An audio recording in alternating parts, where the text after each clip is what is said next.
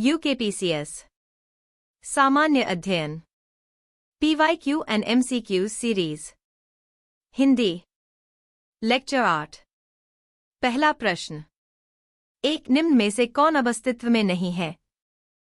ए. राष्ट्रीय महिला आयोग B. अल्पसंख्यक आयोग C. योजना आयोग D. राष्ट्रीय मानवाधिकार आयोग इस प्रश्न का उत्तर है C.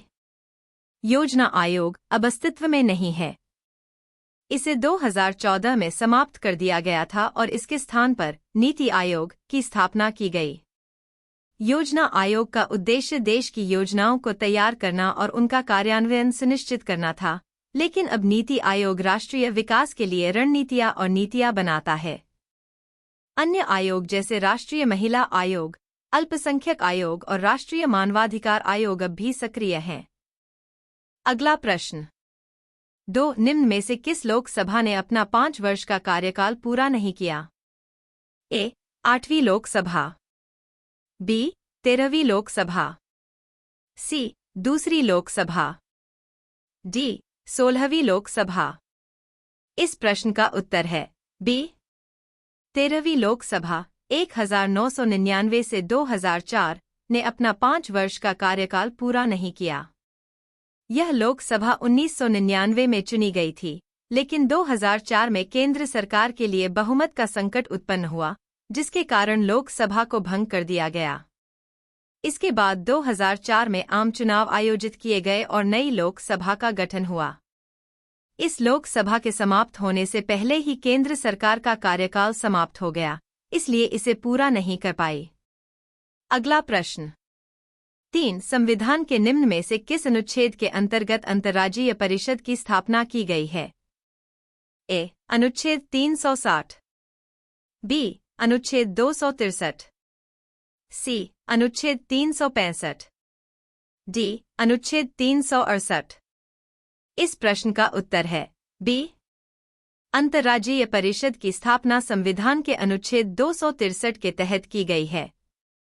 यह परिषद केंद्र और राज्यों के बीच मतभेदों को सुलझाने, राज्यों के बीच सहयोग और समझ बढ़ाने के उद्देश्य से गठित की जाती है।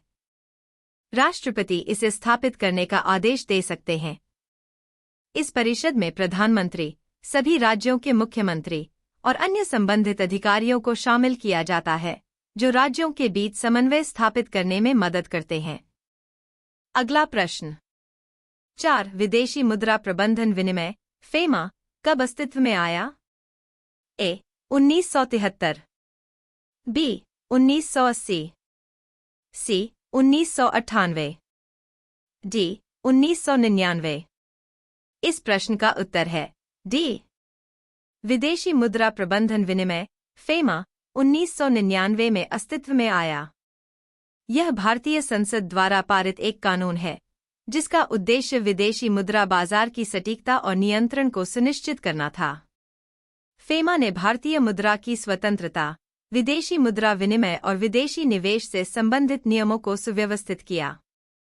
इसका उद्देश्य विदेशी मुद्रा के विनिमय को आसान बनाना और भारत के बाहरी भुगतान संतुलन को सुदृढ़ करना था, साथ ही अंतर्राष्ट्रीय व्यापार और निवेश को बढ़ावा देना था। अगला प्रश्न 5. Prevention of money laundering act PMLA के संबंध में निम्नलिखित में से कौन सा सही नहीं है? ए. इसमें काले धन के सृजन से संबंधित सभी प्रमुख अपराध सम्मिलित हैं। B. कर चोरी एवं तस्करी मनी लॉन्ड्रिंग की परिभाषा से बाहर रखे गए हैं। C. इस अधिनियम के दायरे में आने वाले केस गैर जमानती होते हैं। D. मनी लॉन्ड्रिंग डायरेक्टर को वित्तीय संस्थाओं द्वारा संधारित रिकॉर्ड मंगवाने का अधिकार नहीं है। इस प्रश्न का उत्तर है D. Prevention of money laundering act PMLA के तहत मनी लॉन्ड्रिंग डायरेक्टर को वित्तीय संस्थाओं द्वारा संधारित रिकॉर्ड मंगवाने का अधिकार होता है, जो कि विकल्प D को गलत बनाता है। यह अधिनियम काले धन के सृजन से जुड़े प्रमुख अपराधों को सम्मिलित करता है और कर चोरी एवं तस्करी को मनी लॉन्ड्रिंग की परिभाषा से बाहर नहीं रखा गया है। PMLA के तहत मामलों में अभियुक्त को जमानत मिलने में कठिनाई होती है, क्योंकि ये केस गैर जमानती होते हैं। अगला प्रश्न 6. वैश्विक अर्थव्यवस्था में ब्रिक्स महत्वपूर्ण है। ब्रिक्स के संबंध में निम्नांकित में से कौन सा कथन सही नहीं है? ए. इसमें विश्व की जनसंख्या का 40% से अधिक भाग आता है। बी. इसमें विश्व के कुल सकल घरेलू उत्पाद का लगभग 24% भाग आता है। सी. वैश्विक व्यापार का लगभग 46% व्यापार इसमें सम्मिलित देशों से होता है। डी. प्रथम ब्रिक्स बैठक 2009 में रूस में संपन्न हुई थी। इस प्रश्न का उत्तर है सी। विकसित और विकासशील देशों के समूह ब्रिक्स में ब्राजील, रूस, भारत, चीन और दक्षिण अफ्रीका शामिल हैं। ये देश वैश्विक अर्थव्यवस्था में महत्वपूर्ण भूमिका निभाते हैं, लेकिन वैश्विक व्यापार का लगभग 46% व्यापार इसमें सम्मिलित देशों से नहीं होता। यह आंकड़ा गलत है। इसके स्थान पर ब्रिक्स देशों का वैश्विक व्यापार लगभग 20 से 25% होता है। अन्य विकल्प ए, बी और डी सही हैं, क्योंकि इन देशों का वैश्विक जनसंख्या और जीडीपी में महत्वपूर्ण योगदान है। अगला प्रश्न 7. सतत विकास रिपोर्ट 2023 के अनुसार भारत का स्थान रैंक क्या है? ए. 111वां, बी. 112वां, सी. 131वां, डी. 140वां। इस प्रश्न का उत्तर है बी। सतत विकास रिपोर्ट 2023 के अनुसार भारत का स्थान 112वां है। इस रिपोर्ट में सतत विकास के विभिन्न आयामों जैसे पर्यावरणीय, सामाजिक और आर्थिक पहलुओं पर देशों की स्थिति का मूल्यांकन किया जाता है। भारत को 112वां स्थान प्राप्त हुआ है, जो दर्शाता है कि सतत विकास की दिशा में देश को सुधार की आवश्यकता है। रिपोर्ट में देशों की रैंकिंग उनके सामाजिक कल्याण, पर्यावरणीय स्थिरता और आर्थिक समृद्धि पर आधारित होती है। अगला प्रश्न 8. प्रधानमंत्री किसान सम्मान निधि पीएम किसान योजना प्रभाव में आई थी? ए. 1 अप्रैल 2018 से, बी. फरवरी 24, 2019 से, सी. 1 दिसंबर 2019 से, डी. 1 अप्रैल 2019 से। इस प्रश्न का उत्तर है बी। प्रधानमंत्री किसान सम्मान निधि पीएम किसान योजना 24 फरवरी 2019 से प्रभाव में आई थी। इस योजना का उद्देश्य छोटे और सीमांत किसानों को वित्तीय सहायता प्रदान करना है। इसके तहत पात्र किसानों को प्रति वर्ष 6,000 रुपये की राशि 3 समान किस्तों में दी जाती है। यह योजना किसानों की आय में वृद्धि करने, उनकी आर्थिक स्थिति को मजबूत बनाने और कृषि क्षेत्र को प्रोत्साहित करने के लिए बनाई गई है। अगला प्रश्न 9. राष्ट्रीय जनसंख्या नीति 2000 के अनुसार स्थिर जनसंख्या की स्थिति को प्राप्त करने का दीर्घकालिक उद्देश्य है? ए. 2030 तक, बी. 2035 तक, सी. 2040 तक, डी. 2045 तक। इस प्रश्न का उत्तर है डी। राष्ट्रीय जनसंख्या नीति 2000 के अनुसार स्थिर जनसंख्या की स्थिति को प्राप्त करने का दीर्घकालिक उद्देश्य 2045 तक था। इस नीति का मुख्य उद्देश्य जनसंख्या वृद्धि दर को नियंत्रित करना और संसाधनों का संतुलित उपयोग करना था, ताकि विकासशील भारत में संसाधनों की कमी से उत्पन्न समस्याओं को कम किया जा सके।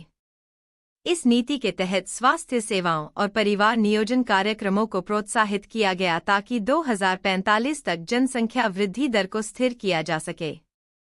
अगला प्रश्न 10. निम्नलिखित में से कौन दक्षिण एशियाई वरीयता व्यापार करार सप्ताह का सदस्य नहीं है? ए. चीन, बी. मालदीव, सी. बांग्लादेश, डी. नेपाल। इस प्रश्न का उत्तर है ए। दक्षिण एशियाई वरीयता व्यापार करार सप्ताह का सदस्य चीन नहीं है। सप्ताह दक्षिण एशियाई देशों के संघ सार्क द्वारा 1995 में स्थापित किया गया था, जिसका उद्देश्य क्षेत्रीय व्यापार को बढ़ावा देना और सदस्य देशों के बीच व्यापारिक बाधाओं को कम करना था। सप्ताह के सदस्य देशों में मालदीव, बांग्लादेश और नेपाल शामिल हैं, लेकिन चीन इस क्षेत्रीय व्यापार समझौते का हिस्सा नहीं है। चीन दक्षिण एशियाई देशों का महत्वपूर्ण व्यापारिक साझीदार है, लेकिन सप्ताह का सदस्य नहीं है। अगला प्रश्न 11 किसी अर्थव्यवस्था में खाद्य और ऊर्जा की कीमतों सहित कुल मुद्रास्फीति का माप कहलाता है? ए. शीर्ष हेडलाइन मुद्रास्फीति, बी. मूल कोर मुद्रास्फीति, सी. परिष्कृत मूल मुद्रास्फीति, डी. इनमें से कोई नहीं। इस प्रश्न का उत्तर है ए. किसी अर्थव्यवस्था में खाद्य और ऊर्जा की कीमतों सहित कुल मुद्रास्फीति का माप शीर्ष हेडलाइन मुद्रास्फीति कहलाता है। यह मुद्रास्फीति दर एक सामान्य दृष्टिकोण से मापी जाती है, जिसमें खाद्य और ऊर्जा जैसे अत्यधिक परिवर्तनशील वस्तुओं को भी शामिल किया जाता है। इसका उपयोग पूरी अर्थव्यवस्था में वस्त्र, सेवाओं और अन्य उत्पादों की मूल्य वृद्धि का आकलन करने के लिए किया जाता है। इसके विपरीत मूल कोर मुद्रास्फीति इन वस्तुओं को छोड़कर मापी जाती है। अगला प्रश्न 12 निम्न में से कौन नीति आयोग की शासी परिषद के भाग नहीं है? ए. सभी राज्यों के मुख्यमंत्री, बी. दिल्ली तथा पुडुचेरी के मुख्यमंत्री, सी. राज्यों के राज्यपाल, डी. अंडमान और निकोबार द्वीपों के लेफ्टिनेंट गवर्नर। इस प्रश्न का उत्तर है सी. नीति आयोग की शासी परिषद के भाग में राज्यों के राज्यपाल शामिल नहीं हैं। शासी परिषद में सभी राज्यों के मुख्यमंत्री, दिल्ली और पुडुचेरी के मुख्यमंत्री और केंद्र शासित प्रदेशों के लेफ्टिनेंट गवर्नर शामिल होते हैं। नीति आयोग का मुख्य उद्देश्य केंद्र और राज्यों के बीच समन्वय बढ़ाना और समग्र विकास की योजनाओं को लागू करना है। राज्यों के राज्यपाल शासी परिषद का हिस्सा नहीं होते, क्योंकि उनका कार्य संवैधानिक भूमिका निभाना है, न कि नीति निर्माण में। अगला प्रश्न 13 निम्न में से कौन उत्तराखंड उच्च न्यायालय में मुख्य न्यायाधीश नहीं रहे हैं?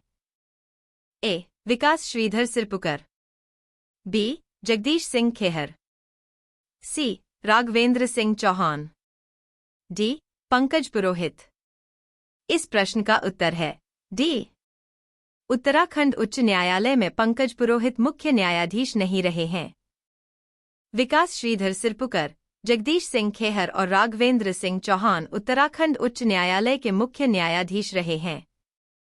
पंकज पुरोहित का नाम किसी प्रमुख न्यायाधीश के रूप में उत्तराखंड उच्च न्यायालय से जुड़ा नहीं है। जगदीश सिंह खेहर ने बाद में भारतीय सर्वोच्च न्यायालय के मुख्य न्यायाधीश के रूप में भी कार्य किया था। अगला प्रश्न 14 उत्तराखंड राज्य में निम्नलिखित में से कौन सी लोकसभा सीट अनुसूचित जाति के लिए आरक्षित है?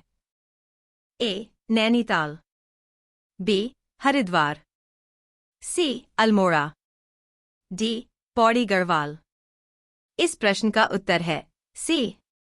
उत्तराखंड राज्य में अल्मोड़ा लोकसभा सीट अनुसूचित जाति (SC) के लिए आरक्षित है। यह सीट अनुसूचित जाति के उम्मीदवारों के लिए विशेष रूप से निर्धारित की गई है, ताकि उनके प्रतिनिधित्व को सुनिश्चित किया जा सके। अन्य विकल्प जैसे नैनीताल, हरिद्वार और पौड़ी गढ़वाल की लोकसभा सीटें अनुसूचित जाति के लिए आरक्षित नहीं हैं। अल्मोड़ा सीट से SC वर्ग के उम्मीदवार चुनाव में भाग ले सकते हैं। अगला प्रश्न 15 केंद्र सरकार में उत्तराखंड से निम्न में से कौन वर्ष 2019 में मानव संसाधन विकास शिक्षा मंत्री थे? A. Ajay Tamta, C. KC Pant, B. BC Khanduri, D. Ramesh Pokhriyal Nishank. इस प्रश्न का उत्तर है डी. वर्ष 2019 में केंद्र सरकार में उत्तराखंड से रमेश पोखरियाल निशंक मानव संसाधन विकास शिक्षा मंत्री थे। रमेश पोखरियाल निशंक ने 2019 में नरेंद्र मोदी सरकार के दूसरे कार्यकाल में मानव संसाधन विकास मंत्रालय का कार्यभार संभाला। इससे पहले वह उत्तराखंड के मुख्यमंत्री रह चुके थे। उनके कार्यकाल में शिक्षा के क्षेत्र में कई सुधार और नीतियां लागू की गईं, जिसमें नई शिक्षा नीति पर काम शुरू हुआ था।